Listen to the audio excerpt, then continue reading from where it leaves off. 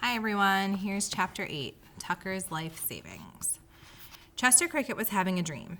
In his dream, he was sitting on top of his stump back in Connecticut, eating a leaf from the willow tree. He would bite off a piece of leaf, chew it up, and swallow it. But for some reason, it didn't taste as good as usual. There was something dry and papery about it. It had a bitter flavor. Still, Chester kept eating, hoping that it would begin to taste better. A storm came up in his dream. The wind blew clouds of dust across the meadow. They swirled around his stump, and Chester began to sneeze because the dust got in his nose. But he still held on to the leaf, and then he sneezed such a big sneeze that it woke him up. Chester looked around him. He had been walking in his sleep, and he was sitting on the edge of the cash register. The storm had been a gust of air that blew into the newsstand when the shuttle pulled up to the station. He was still choking from the dirt that flew around him. Chester looked down at his two front legs, half expecting to find the willow leaf. But it was no leaf he was holding. It was a $2 bill, and he had already eaten half of it. He dropped the bill and leaped over to the cricket cage where Tucker Mouse was sleeping peacefully. Chester shook the silver bell furiously.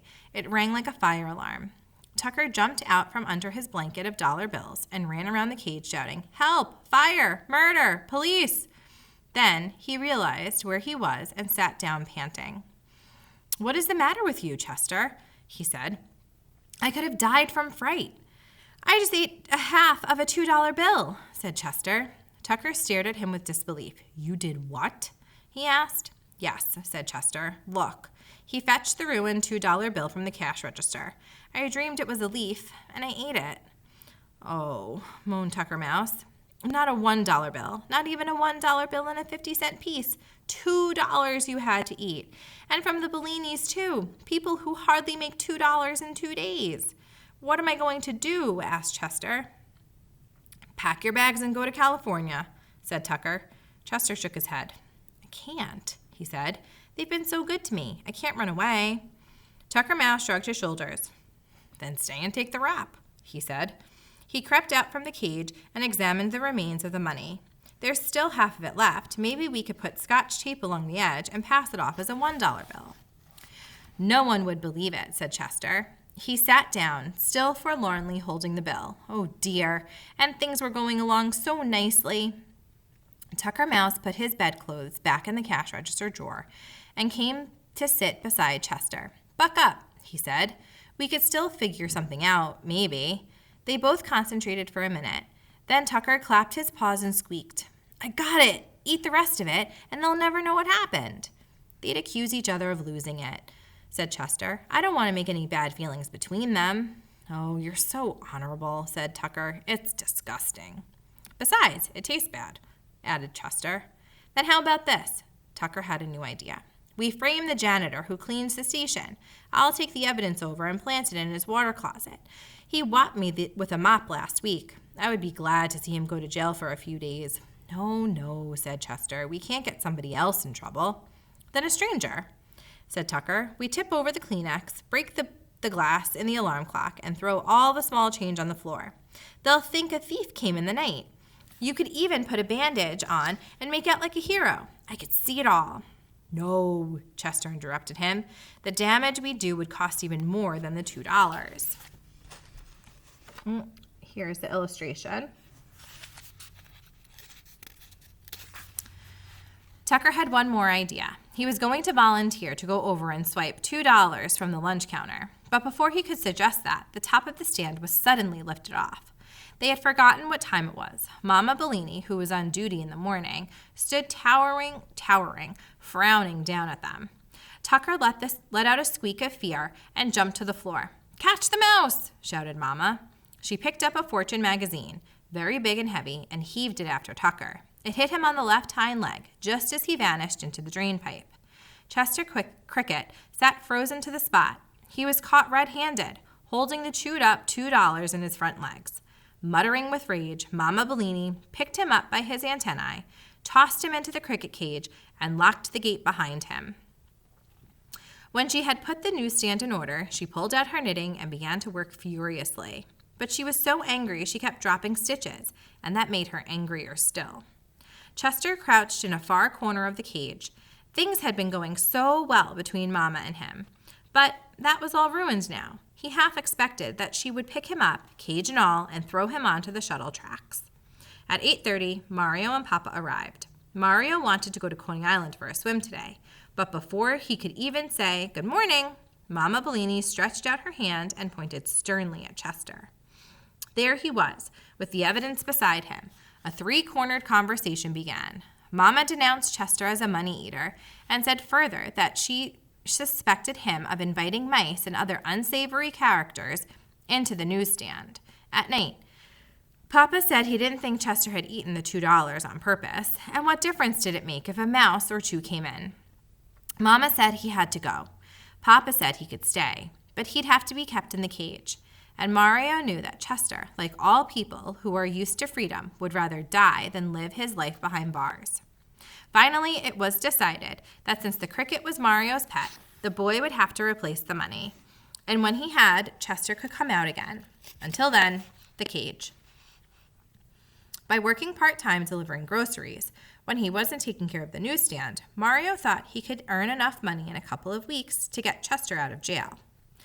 Of course, that would mean no swimming at Coney Island, and no movies, and no nothing. But it was worth it. He fed the cricket his breakfast, leftover asparagus tips, and a piece of cabbage leaf. Chester had practically no appetite after what had happened. Then, when the cricket was finished, Mario said, "Goodbye," and told him not to worry, and went off to the grocery store to see about his job.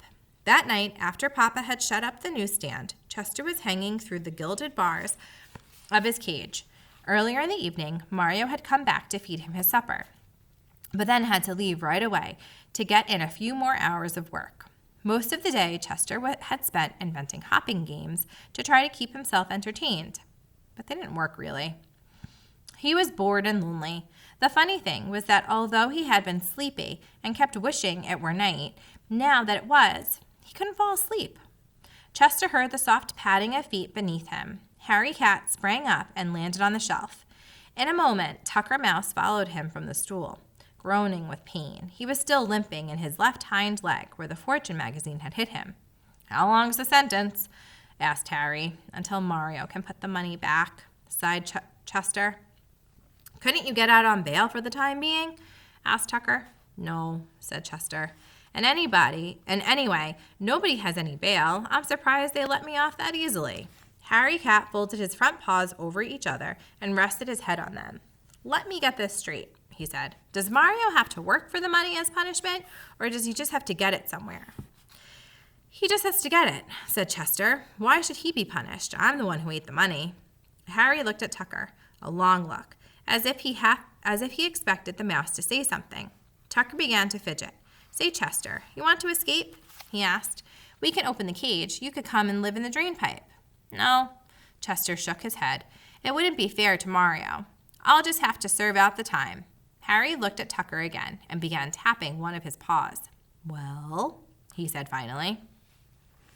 Tucker moaned and massaged his sore spot. "Oh, my poor leg. That Mama Bellini can sure heave a magazine. Feel the bump, Harry," he offered. "I felt it already," said Harry. "Now enough of the stalling. You have money." "Tucker has money?" said Chester Cricket. Tucker looked nervously from one to the other. "I have my life savings," he said in a pathetic voice. "He's the richest mouse in New York," said Harry. "Old Moneybags Mouse, he's known as." "Now, wait a minute, Harry," said Tucker. "Let's not make too much from a few nickels and dimes." "How did you get the money?" asked Chester. Tucker Mouse cleared his throat and began wringing his two front feet. When he spoke, his voice was all choked up with emotion.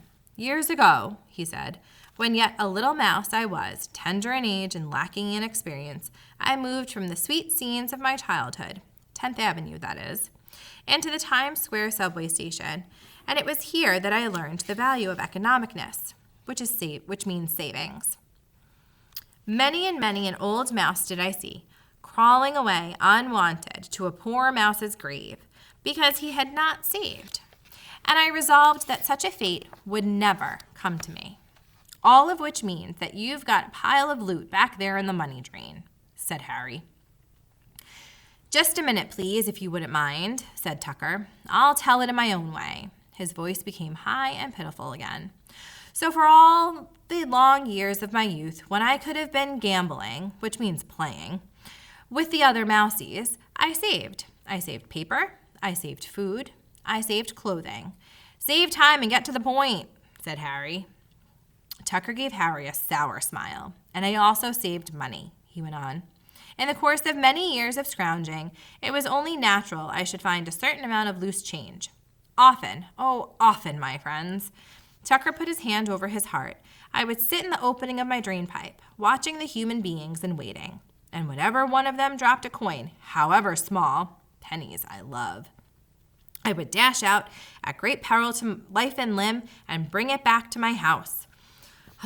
When I think of the trampling shoes and the dangerous galoshes, many times have I had my toes stepped on and my whiskers torn off because of these labors, but it was worth it. Oh, it was worth it. My friends, on account of now, I have 2 $half, 5 quarters, 2 dimes, 6 nickels, and 18 pennies tucked away in the drain pipe." "Which makes $2.93, said Harry Cat after doing some quick addition. "And proud of it I am," said Tucker Mouse. "If you've got all that, why did you want to sleep on the $2 bills in the cricket cage?" asked Chester. "No folding money yet," said Tucker. "It was a new sensation." "You can get Chester out and still have 93 cents left," said Harry Cat. "But I'll be ruined," whimpered Tucker. "I'll be wiped out. Who will take care of me in my old age?" "I will," said Harry. "Now stop acting like a skinflint and let's get the money." Chester rang the silver bell to get their attention. "I don't think Tucker should have to give up his life savings," he said. "It's his money and he can do what he wants with it." Tucker Mouse poked Harry in the ribs. "Listen to the cricket," he said, "acting noble and making me look like a bum. Of course I'll give the money. Whenever mice are spoken of, never let it be said that Tucker Mouse was stingy with his worldly goods. Besides, I could think of it as rent I pay for sleeping in the cage." In order that Tucker could keep at least one of each kind of coin, Harry Cat figured out that they should bring over 1 $half, 4 quarters, 1 dime, 5 nickels, and 15 cents. That would leave the mouse with a $half, a quarter, a dime, a nickel, and 3 cents. It's not a bad beginning," said Tucker. "I can make up the losses in a year, maybe." Here's the next illustration. The cat and mouse had to make several trips back and forth between the drain pipe and the newsstand, carrying the money in their mouths. They passed the coins into the cage one by one, and Chester built them up into a column, starting with the $half on the bottom and ending with the dime, which was the smallest. On top, it was morning by the time they were finished. They had just time enough to share half a hot dog before Mama Bellini was due to open the stand. Mario came with her. He wanted to feed Chester early and then work all morning until he took over the newsstand at noon. When they lifted off the cover, Mama almost dropped her end. There was Chester, sitting on top of the column of change, chirping merrily. Mama's first suspicion was that the cricket had sneaked out and smuggled all the money from the cash register into the cage. But when she looked in the drawer, the money from the night before was still there. Mario had the idea that Papa might have left it as a surprise. Mama shook her head. She would certainly have known if he had $2 to leave anybody. They asked Paul, the conductor, if he'd seen anyone around the newsstand. He said no. The only thing he'd noticed was that that big cat who sometimes prowled through the station had seemed to be busier than usual last night. And of course, they knew that he couldn't have had anything to do with replacing the money. But whoever left it, Mama Bellini was true to her word. Chester was allowed out of the cage, and no further questions were asked. Although she wouldn't have admitted it for the world, Mama felt the same way about money that Tucker Mouse did. When you had it, you had it, and you didn't bother too much about where it came from. So that's the end of the chapter.